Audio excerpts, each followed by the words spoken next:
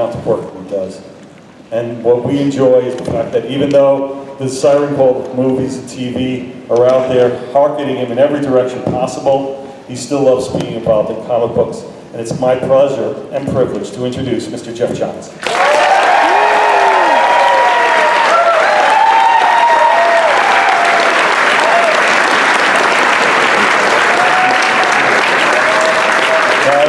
Most people might not know this. Geoff and I have been working together now for over 15 years.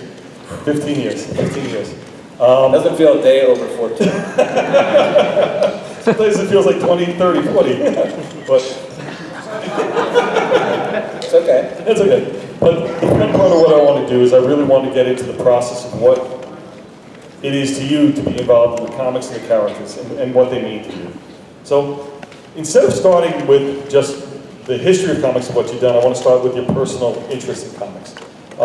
You tell a story to us about Thanksgiving, about you and what comic books meant to you around the holidays. So I wanted to throw that to you about what that is. Sure.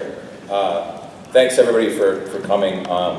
There's a lot of great stuff to do at Comic-Con. I appreciate you guys coming here.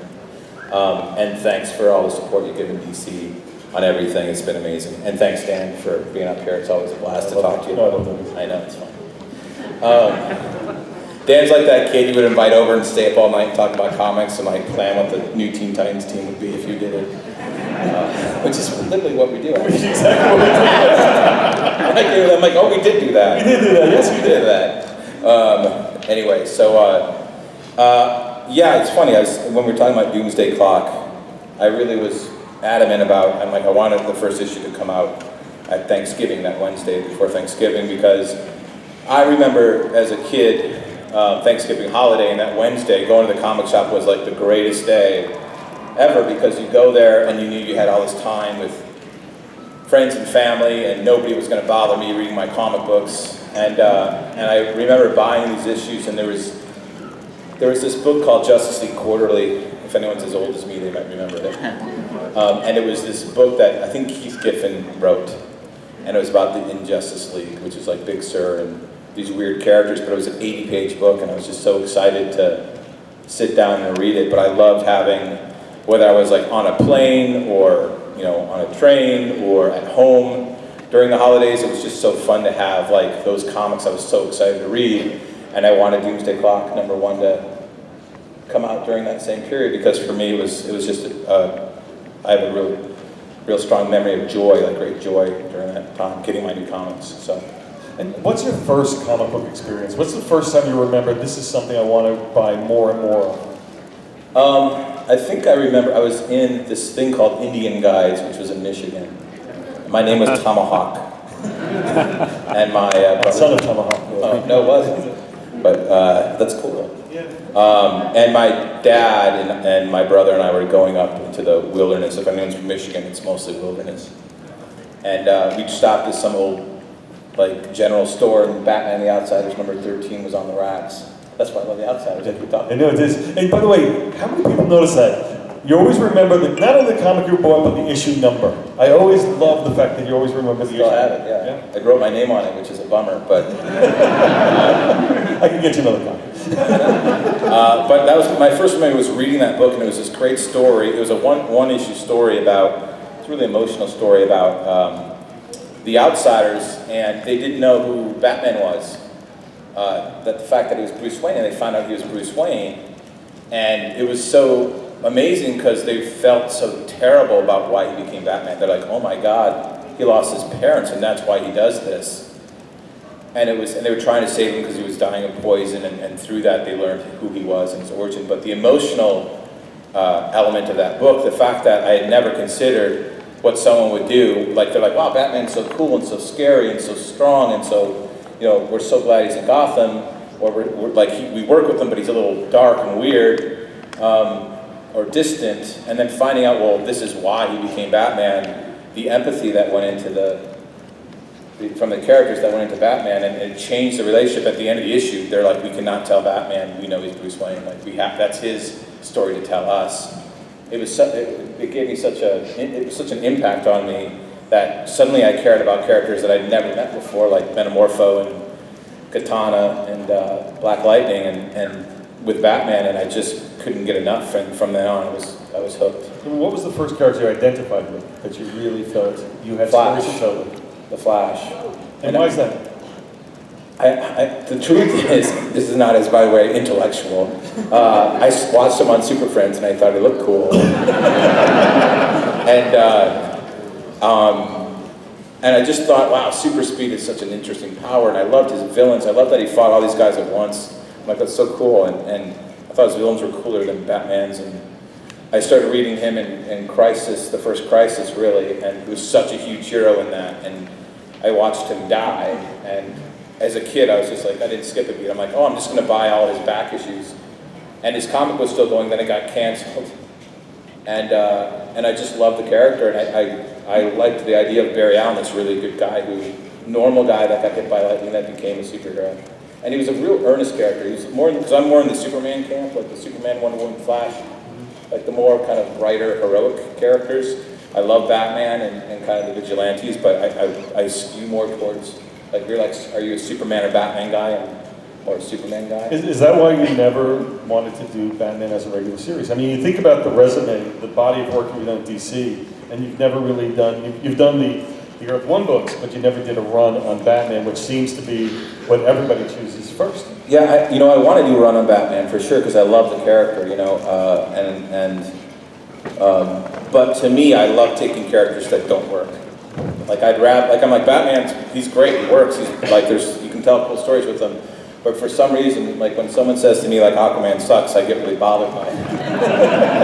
And I want to write the book, like. I promise I'll never say it again. Yeah. Or if, like, they say, because it's, you've seen my career, we've worked together, like, or someone says, Booster Gold is a waste of a character to do something else, and I'm like, oh, well, that makes me want to do Booster Gold more, and I like the character, and I want to kind of, use the character, I don't know, characters that kind of need help, I like helping to illustrate or kind of just clean up characters that people might not give a second look at, and it's how I connect with people, because if I like Aquaman and someone else says, oh my god, I like Aquaman too, it's just kind of cooler. If someone says I like Batman, well, everyone likes Batman, that's cool, but I really do like, that's why it's so exciting to see all the other characters beyond Batman and Superman, start to get more and more popular and in all media and comic books, but I think, probably because I think Batman he's such a great character, and everybody does want to write Batman, and I do too, but a lot of other characters kind of need some love. It's interesting to say that. When did you first decide you wanted to be a writer?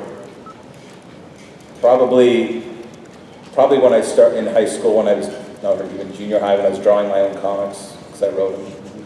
And then in high school, I got more into film and television, and writing and directing. And in college, I was in a directing class. I thought, I was either going to go to Michigan State and study film and direct, or I was going to go to the Joe Kubert Art School and become a comic artist. And I decided I was just more captivated by film at the time, even though I love comics. And I went to Michigan State and I studied directing. In the first directing class, I wrote my own 10-minute movie and shot it, and my friend said, I have an idea, but I can't write, can you write it? I said, sure, and then everyone in the class kind of said, hey, can you write my idea too? And I ended up becoming a writer, and I really loved working with the director. It was fun, it was really fun, and it's kind of like working with an artist, like you work with, I love the collaboration of storytelling, and we're both trying to do this, and we're all trying to tell this great story, and we all love this character, this story, and so I got more into writing almost accidentally, but once I was like, oh, I love it, that's all I did. When did you realize you were going to be, that's your profession, writing is going to be your profession? I was wanted it to be. I think anyone who's, growing up and wants to be a writer, at some point you want to be a writer. You don't know it's going to be a profession until it's your profession. You wake up one day, I remember probably the day that I signed exclusive at DC. I'm like, oh my god, I think my profession is I'm a writer. And I was psyched. I remember that was a journey too, because obviously I love DC. I like Marvel, but I love DC. It shows. And I love Hulk. If we could buy Hulk from Marvel, I'd like to do that. Diane, if we could buy Hulk from Marvel, that would be cool. I'd do a Hulk movie, for sure. Hulk versus Superman or something cool. Though Ragnarok does look really badass, to be honest. Anyway, what was the question again?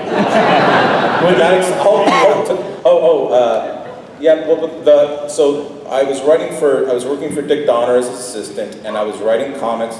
Thank you. I was writing comics for DC, and then Marvel offered me Avengers. I did write for Marvel for like a year and a half, and it was a. We forgive you. Yeah, thank you. It wasn't a great experience because of the management at the time. Though I loved Tom Brevoort, who was my editor, I didn't love the experience of writing there because it was very different than DC for me personally, and it's different for everybody. So it's but at the time it wasn't really for me. And the day I got Avengers and they announced it, DC called me and said, "Hey, will you sign an exclusive?" And I said, I just got announced on Avengers. I can't sign an exclusive. Wait, you stopped writing Avengers. Yeah, but about a year later, I loved working with Dan and everybody at DC, and my heart's at DC, it just is. And so I signed, the day I signed the DC contract, it was probably a little bit after I left Donner's, and it gave me some security to know, okay, for the next amount of times, next number of years, I'd be writing full-time at DC, and that's when I really felt like my profession was I'm a writer. Well, it's interesting you mentioned Donner. I don't know how many people know how much we still keep in touch with him. We still talk to him and see him. How much of an influence was he on you in crafting your career and the decisions you've made along the way? Tremendous. I mean, he's clearly one of my mentors, and Patty Jenkins and I had lunch with him like 2 weeks ago, which was the coolest thing ever. By the way, watch them talk. And Donner in his old age is not shy about his opinions, which is fun to watch and hear. He made a tremendous impact on so many things I do, and he's an inspiration still because he is. There was this big at the Academy. There was this big night of honoring Dick Donner. I don't know, about a month ago, and the word that kept coming up was kindness, and it's really inspiring that people remembered him for that. It does give you pause when you think about that. And he was just is such a good guy. And working with him, he had his quirks like we all do.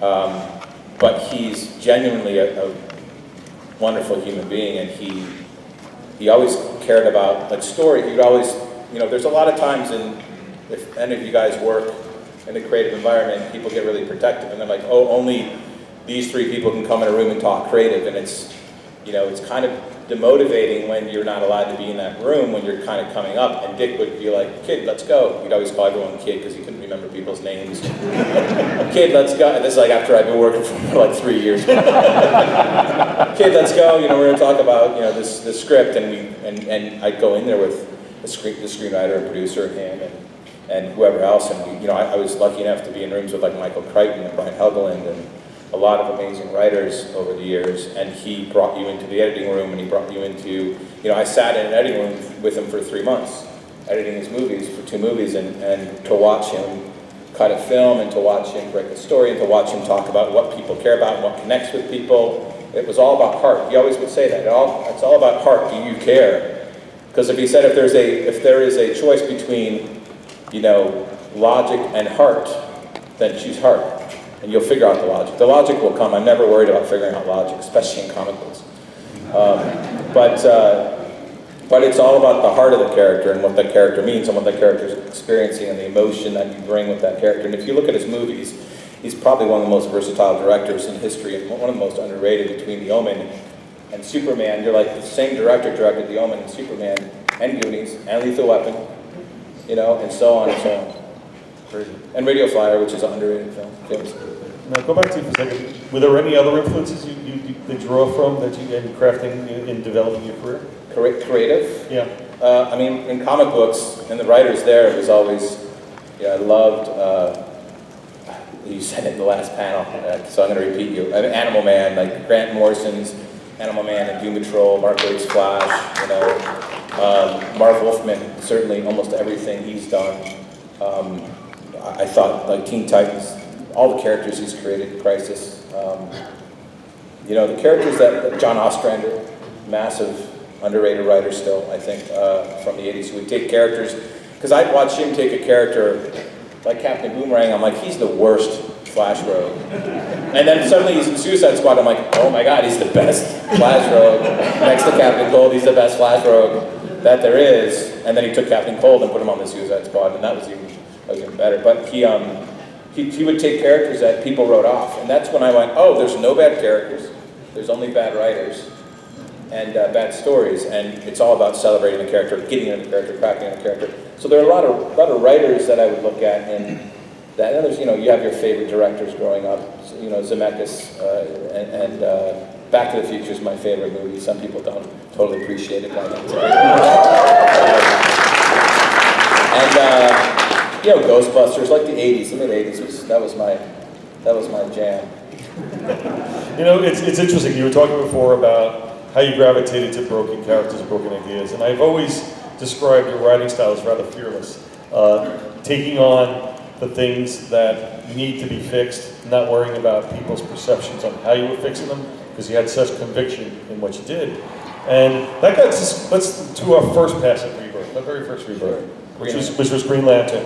And you joked about us talking about Teen Titans, but Green Lantern was the bigger conversation. Yeah, I mean, Teen Titans, but you know, again, I give a lot of credit to you, Dan, because I wouldn't have signed DC if you weren't there. You were the one that made me want to sign to DC. You know, and I could have been a Marvel. Like, I could have, actually, you know what, if you hadn't come to DC, I probably would have stayed freelance, because, and you know why, this is actually happened, but when Dan came aboard and he called me and he said, hey, I read your Flash, and this is what I think I like about it, and this is what I think you could work on, I so appreciated that. And he was right about a lot of stuff. And Teen Titans was the first thing that, and we were told by everybody, because at that point, Dan was just kind of getting in, and he's like, I want to relaunch Teen Titans and Outsiders, and everybody was like, you just canceled Titans, it's going to fail. And everyone told me and Mike McCone, you guys are idiots for working on Teen Titans, it's going to fail. Nobody likes those characters anymore, everyone hates Raven and Starfire. And Dan was like, you're wrong. And at that point, we were kind of the underdogs. By the way, I can only say I was wrong because I had listened to his pitches and I knew what he had in mind and what you were planning to do. And I still remember those conversations to this day. Yeah, we walked around. I remember the first time he said, do you want to do Teen Titans? And we walked around, was it WonderCon or where was it? What con was it? We walked around for like half an hour, and I pitched him the whole story, and he was like, sold, done. I'm like, as long as I can do this, I'm in. And but Rebirth, Green Lantern Rebirth, yeah, but it's almost every one of those books. When we were doing Green Lantern Rebirth, it was so loud, you can't bring Hal Jordan back. You know, Green Lantern, they're all dead, leave them alone. But when we talked about it, I really did have a vision of how I would do it at least, that I thought would work, and honor the character, and honor all the characters. You know, Kyle Rayner included. It wasn't about negating anything. I don't like to negate things, I like to just make them bigger. Yeah. You know, it's funny you say that too, because I mean, given today's environment with the amount of feedback and the amount of conversation that takes place on all product, would you approach it any differently today if you were trying to do that same story with the Hal Jordan and Green Lantern? No, I wouldn't. I wouldn't actually. I think it's still. I think fear and overcoming fear is going to unfortunately be relevant for a long, long time. But it's a good. I think it's a good lesson and a good story to tell, and it gives something, you know, something for people to think about. But as far as like the internet, you mean, or the spoilers or whatever, yeah. Is that what you mean, or just the fact that just society, the amount of how vocal open people against something you try to do, or try to change the status quo, return the status quo. Yeah, I mean, I think you got to believe in what you're writing, even when because if you try and like change your writing because you're like, oh my God, somebody might be upset about that, or somebody might not like this, or I'm going to try and serve. If you try and do that, you're actually not writing. You're just trying to kind of placate. I think placate, and you don't want to placate. You want to tell a story that you believe in, and that's, you know, I'm only going to write comics and write other things if I believe in the story, no matter what anyone says. And I might fail, But I'm going to try, like when Grant and Mark and Greg and I got together with you and talked about 52, we're going to do a weekly book that stars Booster Gold, Elongated Man, Black Adam, Question, Steel, like, and the big bad guy is going to be Mr. Mind. And we did that. And we were told by a lot of people, you might want to consider, like, why isn't the big bad Darkseid? Or why can't you guys do a book with Flash and Superman and, you know, Nightwing? And we believed in it, and we got the support from you to do it. And again, it was fairly successful. I think it's hard to deny that. It was more than fairly successful. It was a monster hit for us. But for again, it goes back to, yeah, there's going to be people that question what you do. And I say this to all of you who are out there in the creative world. Take the feedback in. It's great to have constructive feedback, but you also have to hold on to what you believe in and what you think, what story you want to tell, what you're trying to say, because nobody else is going to say it like you, and what you like, and what you think will be a story worth telling. And even if, and no matter what the characters are, if people say, like, you're wasting your time writing the Legion of Superheroes, don't listen to them. If you love it, just do it. And you know, you can get kind of caught up in this. You could only write Batman and Justice League and the big characters, and I think it's a massive mistake for writers. I think taking chances on things you believe in is what actually, that's what I like doing. You know, and I want to take this story, but I want to move it into another medium. So I always appreciated and believed in your fearlessness and your conviction. How does that inform you in your job as Chief Creative Officer as you go to film meetings or movies or television talk and things like that, and inform people about how the characters operate? Well, yeah, you come in, I mean, I work with so many talented people. So there's people that love it and understand it and embrace it. And then there's people that don't know it yet, and you want to help them learn it, and you want to tell them, you know, why a certain storyline for a certain character might not work, or why a take on the character might not work, or what Superman really should be, and, you know, but you bring the same kind of passion you have, and look, all the conversations we've had, like, why is Aquaman interesting? Well, I can tell you from my perspective, emotionally why it's interesting is because his father was a human, his mother was an Atlantean, and he thinks he's a half-breed, and he doesn't belong in either world, surface or the oceans or Atlantis, and he kind of considers himself a man of no world. And it's not until he really finds and meets Mera that he finds a place in life, and his brother, Orm is, he's a full Atlantean who believes that they should just destroy the surface, and ultimately it's Arthur's job to bring those two worlds together. That was the story of our Aquaman run. Which I didn't believe in at the start. No. When you convinced me. Yeah, that was, but like it's talking about the emotional, and the emotional story. Not that Aquaman has a trident and he can talk to fish. Everyone knows that. You can't really talk to fish. You can, you know what I mean.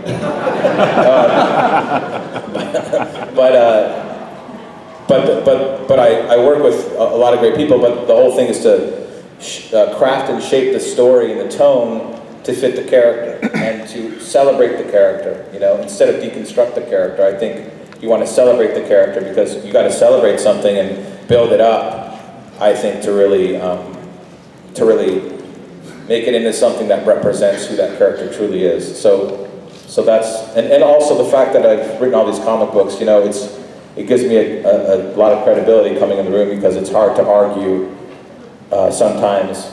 Like, people can tell me what they think Aquaman is, but if I've written a book literally on Aquaman, then it helps me out. Has there ever been a character you just haven't been able to crack? Is there somebody that you've ever had trouble just wrapping around? Only at Marvel. No? Writing Thor was hard because he speaks so weird in the comics. And I remember I asked my friend, I asked Jeff Lowe, who's right over next to me, I'm like, hey, can you read this Thor line? Because I don't understand if is this what Thor sounds like? But other than that, like really, honestly, I can't remember ever. Now I've had trouble getting back into characters that I haven't written for a while. Like Larfleeze was a very specific character I created, and his voice in my head was so specific, and I hadn't written him for probably a year and a half, and I brought him back into my last issue of Green Lantern, and I'm like, it took me a day to get back into his voice because it was such a strange. He was such a strange voice, and I hadn't accessed it in so long. It took a little while to access it. and I'll be honest, Doomsday Clock's a massive challenge because it's characters that I haven't written before, and the voices, some of the voices are specific, and some of them are new, and everything else. We're going to get to Doomsday Clock in a second, because I want to go to the Rebirth special first. Okay. Because I want to set this up properly. We're in a position right now where New 52 had launched, and again, just like anything, some of the things won't lose its way. So we knew we had to do something. And Geoff and I spoke about Rebirth. And We spoke. And Debated. And we sat down and talked about what was accomplished with Green Lantern and whether or not we can accomplish that across the line. And that's the start. So let me put that to you. What was your process in thinking about that on such a wide scale, and how did you distill it down to that one special? Well, the thing that you've always done, and I don't know if I've even told this story ever, but Dan is always, and he's so smart about making things, bigger, and not making them bigger just to make them big, but make them matter, make them like what these stories mean. They're epic, they deserve this thing. And when I was doing Blackest Night after Sinestro Corps, I was so adamant. Remember this? Yes, I do. I was so adamant. I'm like, it's a Green Lantern story. It's going to take place in six issues of Green Lantern, and that's it. And Dan was like, it's a bigger story than that. It's the dead coming back to life in the DC universe. That's a bigger story than a Green Lantern story. And it took me a good month or two to, as I sometimes can be stubborn, if anyone knows. Both of us. Yeah, that's for sure, by the way. I love that, though, because I respect you about you're creative, so it works. That's the fun of it. It is. And eventually I'm like, Dan's right, it's a bigger story, and I started to plot it. I'm like, this is way too big for me to... And so Blackest Night became a mini-series, and Green Lantern kind of came under it, and I loved it. I loved working on it. Blackest Night, to me, was one of my favorite times ever writing at DC Comics, because it was such a clear vision of a story, and everybody was excited to work on it. It was just fun, and everything was emotional. It was like there was emotional reactions to every character coming back, and with the DC Rebirth special, my first reaction was, I don't want to call anything Rebirth. That's a name that's on Green Lantern Rebirth and Flash Rebirth, and I don't want to use that on anything else. And you said, yeah, but it's such a great name and it means so much. And I said, well, let me tell you what it means. And the more I talked about what Rebirth, the word, meant to me, the more I was like, well, actually, it would really work really well. But I said this. I said, but I said, Dan, if you want to do it, I said, I feel some ownership over the word, and I know what it means to me, and I really want to communicate what it means to me to all the creators and artists that are working on this stuff, so that we can have a cohesive universe. And I said, and to do that, I need to write something to kick it off. And I thought a one-shot. I said, I want to write the best one-shot I can possibly write, like an 80-page giant. And again, it goes back to actually Thanksgiving and that giant Justice League Quarterly with the by Keith Giffen that it took me forever to read. That was so great. And I wanted to write an issue that wouldn't just, for me, put the heart back into DCU, but to make people almost cry when Wally West finally gets pulled out of the Speed Force. Because to me, I was like, I need the personification of what I'm feeling is lost, and I need to feel like it's almost ripped away, and then I need to feel like, but it's not, because it's too strong and powerful to ever go away. It's never going to go away. Like if you miss something, like the magic of DC is never going to disappear. 1,000 years from now, the magic of DC will still exist in some way, as long as stories are being told. And so once I figured that out, and once the story came to me, it was like, and the story didn't change. From the day I pitched it to Dan, I was like, here's the story, and then that was the story. It didn't alter at all. Is that the most emotional thing you've ever written? Or do you feel that's, because when I read it, there was so much of you there, and it was such a statement, and such a point of view, and a voice, and such passion behind it.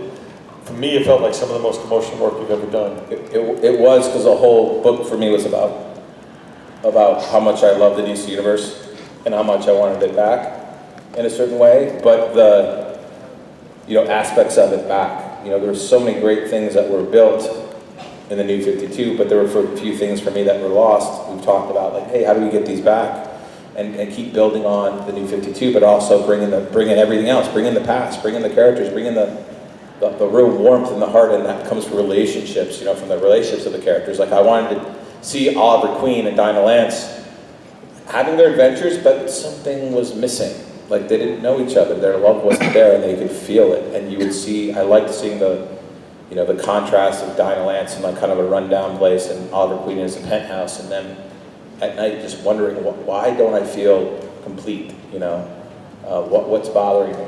And so everything in there was emotional. Every aspect, every page was an emotional page, and Wally West trying to come back was emotional. I cried when I wrote I loved the part where Wally's, the fact that he would tell Barry what he needs to tell him and die, but die happy, and say thank you, even though you don't know me, thank you for everything you did to me.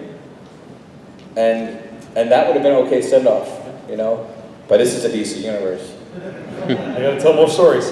Well, not only have to tell more stories, but this DC universe is about heroes and hope and optimism. And so the moment that he says all this, and he's the most selfless character in the world, and then Barry snaps to it and goes Wally and yanks him out. And Phil Ebenez drew the most beautiful pages in the world, and he's pulled out, and you feel it, and you see them look at each other. And he says, "You remember me," and they embrace and everything else. And he says, "I'm sorry I forgot you." And it's, how could I ever forget you? He says when they hug. It's just, for me, that was the most emotional. I mean, I've written a lot of things that move me, but when you're writing them, but it was the most emotional comic book I think on a whole that I probably have experienced writing. I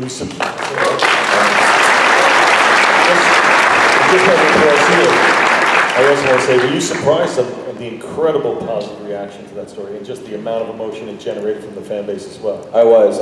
I mean, for everybody who bought it and expressed how much they enjoyed it and connected to it emotionally, and helped spark. Someone said to me earlier, like, thank you for, reminding me why I love this stuff, and yeah, it did. That was what I was trying to do, and if it struck people emotionally, that's like, and kind of reminding them why they, oh my God, they can feel an emotion reading a comic book, and connecting with these characters. I was surprised I was hoping for a positive reaction and that people would understand what the story I was trying to tell and what I was trying to say. But I was pretty floored by the reaction. I think we all were. But again, the best part about this is that the Rebirth special was the start of a story. Now where do we go from there? Well, the ending of Rebirth, the thing also too is like, I was nervous about the ending, as you know. I had like many meltdowns and panic attacks throughout it. And because I didn't want the idea of Dr. Manhattan to overshadow the emotion of Wally West. I wanted people to read the one shot, and although they would talk about a lot of things in there, and Dr. Manhattan certainly would be one of them, I wanted them to, their big takeaway, I'm hoping it's Barry and Wally. By the way, you said Dr. Manhattan. Did you just say Dr. Manhattan? I did. Did I not before? Did we ever acknowledge this before this? I don't think I did. I don't think we did, okay. Yeah. Can we just keep it in this room, guys? Okay? Yeah, please. Okay, thanks, okay. But I did, I wanted to hint at it. It's obviously more than a hint. There's a button there, we go to Mars and see a watch, like, unless it's Clock King for some reason. That'd be a twist. Yeah, no bad characters, remember that. You could make Clock King cool, actually. Maybe it'll be in Doomsday Clock now. Actually, it'd be cool, a scene with all the clock guys and time's going a little weird. Anyway, that would be cool. I'm going to do that scene now. That'd be fun, Kronos and Clock King. And the other Kronos, that good guy Kronos, like what happened to that guy? With the weird Aztec costume, where you're like, I don't understand what that costume is. Yeah, that's a good idea. I wanted people to take away the Barry-Wally relationship and moment and emotion and the return of the heart and the hope and seeing these characters are the same characters you guys have always loved, and the fact that that was the takeaway made me very happy, because Manhattan was definitely talked about, or Watchmen or whatever, like the hint of something bigger like that, and the button and all that stuff was talked about. But I was really, really happy that at the time when the special came out, Wally West was the character, because that's what the issue's about. That's what the issue's for. And I also wanted to end the issue with the promise of something that we've never seen before, and also if there's one being out there that could mess with time in such a radical way and challenge hope, I just felt like Dr. Manhattan was it. Okay. Well, you know what? We've been keeping a lot of the Doomsday Clock under wraps, and we're still going to do that. But what I want to do is I want to try almost like a flashcard association game with Geoff Johns. Oh my gosh. Okay? So Didn't prepare me for this. I didn't prepare. So we're going to do this, and what I want to do is I had a drink at lunch. I'm going to flash images. We're going to flash images on the screen over here, and I want Geoff, I want you to give me what's your first thoughts when you see these images. So let's see if we go through this. We're going to go through these slowly. Let's start with the first one. First image. What does this make you think of? That's the first panel to Doomsday Clock. For everybody who doesn't know. It makes me think that the end is here. All right, next panel.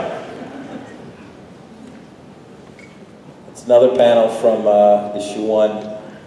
I'll just say that's a new character. And she's in a prison cell. Nice. Next one. Maybe she's not in the prison cell.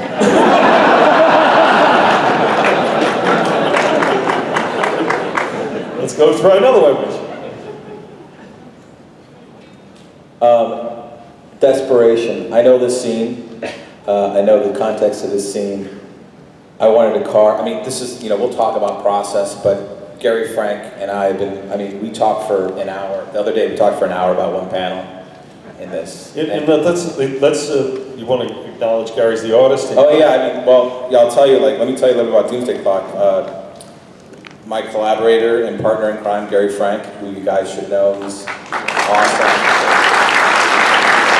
He is, to me, he's one of the best artists, not only in comics, but artists out there right now.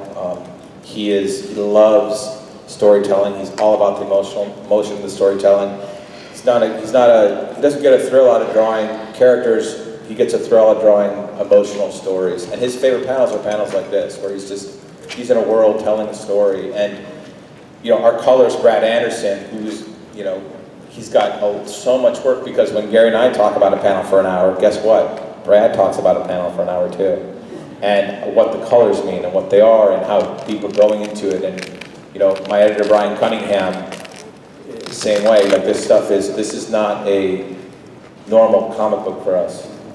This is the chance to do something we've never done before, and we're putting everything we have into it, and it's a story we could only tell right now, and it's a risky story to tell, which I love, and it's a challenge, which I love, and it comes out November, Thanksgiving week, because I like that because I want to read it on the plane home or something, it's 12 issues long. It's a long series. It will take place a year from now in the DC universe, so that when the last issue comes out, the DC universe will catch up. So everything happening in Rebirth and Metal and everything else will be. This will take place after all that, and by the time issue 12 comes out, the rest of the DC universe will catch up. So it gives us catch up and be affected. And be affected. Yeah, you'll see some changes with the characters in this. That you'll see unfold, and you'll see events happen in the DC line that will then catch up to what we're doing. What else can I say, Sam? No, I was going to ask you how much have you changed your own process in working on this book compared to others? I've seen it, but how much have you feel it yourself? It's a completely different story than anything I've ever done. It's nothing like anything Gary and I have ever done. The process is. It's unbelievably detail-oriented, because it has to be, because of what we're trying to do and what we're trying to accomplish. But yeah, we talk about, there's a reason for, right here, the angle, the car is still running, you see the smoke, you see the manhole cover slightly open, you see files that are spilled out of the car. Whoever left that car left in an awful hurry and didn't bother to take the keys. That's one panel of 9 on a page, and every single panel we're doing, every page of this book, every issue of this book, every color Brad's putting in, and to get Brad somebody that could only do this, if you know Brad Anderson's work. And Gary, we're really trying to tell a big story here. And the thing is, like, when you do something as big as, say Dr. Manhattan, for example. Say Dr. Manhattan. You get a no prize. You don't want to just do a cameo. It's not a gimmick. I don't want to have Dr. Manhattan show up for, you know, the end of Rebirth and then he's in 2 pages of a book later on and that's it. It's just kind of a wink and a nod. It'd be like Marvel Man or you know, any of the great characters, or like, you know, Morpheus or other guys just showing up for a gimmick. You don't want that. You want to, I want to really tell a story if we're going to do it, and if I'm going to do it, I'm going to embrace it in a giant way. And so that's what we're doing. Okay. Well, we got some more panels. Let's go see if this word association gets a little more story out of you. Next one up. Somebody's sick. Okay. Danger. That's danger. Next one. Superman. Is he integral to the story? He is the story. Next one. Dr. Manhattan. Ah, we already gave that one away. That's okay. We gave that one away. And what about the next one?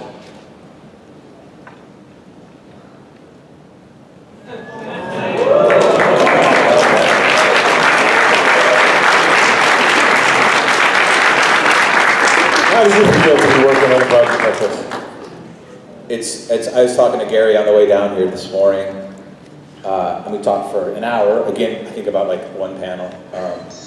We did about a layout he's doing right now in issue 2, and I love it, I have to say. He loves it. Every single minute I spend on Doomsday Clock, I love comics, like you said. That's my heartbeat and my first love forever, and I'll never ever stop loving comics no matter what happens. And this has been a joy to work on, a privilege and an honor to work on, and I know it's risky, and I know it's a challenge, and I know, you know, there's people out there that think Watchmen shouldn't be touched. But I have a story to tell, and I believe in the story, and so does Gary, and Gary has a story to tell, and we're going to tell the best damn story we can with him. So that's what we're doing. And I'd like to say with that, we're unfortunately out of time. We have one more thing. We're out of time already? We're out of time. Oh my God, that was fast. Yeah. Okay, well, I won't spoil anything else. No, wait. Do we? This is almost, I feel like you should hold up the thing and like almost ask for the encore. You know, if you're in it. One more story. I just want to say, like, that's fine. You guys are funny. You know, the story, there's a lot of, I think, a lot of really fun insanity by saying, you know, again, Dr. Manhattan, and like talking to these characters, interfacing with the DC universe and what that means, and the thematics we're telling, the story, what the story is really about. I don't want to tell you guys what the story is about, really, because I want you to read it and experience it. But you'll know in the first page of the first issue, you'll know exactly what the story is about. And I'm sure as we get closer, we'll want to reveal. We've always talked about this marketing, like how much to reveal, how much don't you? And I'm someone that likes to hold my story very closely, and Dan's somebody that's like, that's a cool moment. You got to tell them about that, and tell them that's going to happen. Does any of those images make you want to buy this book less, folks? Or you want to see them? Okay. That's why we do this. And I will just say, one of my favorite moments that we're going to do in the series. This is a spoiler. Gary will be okay. I called Gary, I was like, Gary, can I? Because Gary's like, don't say anything. And I was like, well, can I say this? He's like, no, maybe, yes. I'm like, all right. All right, I gotta go. Like, in case he calls me back and says, wait, I changed my mind. I just like, there's so much great, I think, thematic and important stuff about what the DC universe is, what these heroes mean to us, what the world faces on a daily basis, and why I think these heroes and DC and specifically why it speaks to me, and hopefully why it speaks to you. That's what the book's about. The book is a celebration of all of it. It's a comic book that encompasses everything from Action Comics #1 in 1938 all the way till today. And it leads the DC Universe into tomorrow with issue 12. And there's a lot of things, like literally tomorrow. And there's a lot of things in it that I'm incredibly excited about it. Incredibly excited for you guys to see. But one scene in particular, one interaction in particular I love. Where are we going with this? Oh, I'm going to reveal one thing. Okay. I love seeing the smartest man from one world talking to the smartest man from another. And the smartest man from this world, DC, is Lex Luthor. And that's all I'll say. Okay. I'll say the name. I'll say that character's name next convention. There you go. But because I said Dr. Manhattan this time. Yes. But it goes beyond Dr. Manhattan for anyone who's wondering. Because you know what, this is a once in a lifetime thing, and we're going to go for the best story we can tell, and that's what the story calls for. Great. Okay, well, thank you, Jeff, for the time. Thanks. Thank you for joining us here.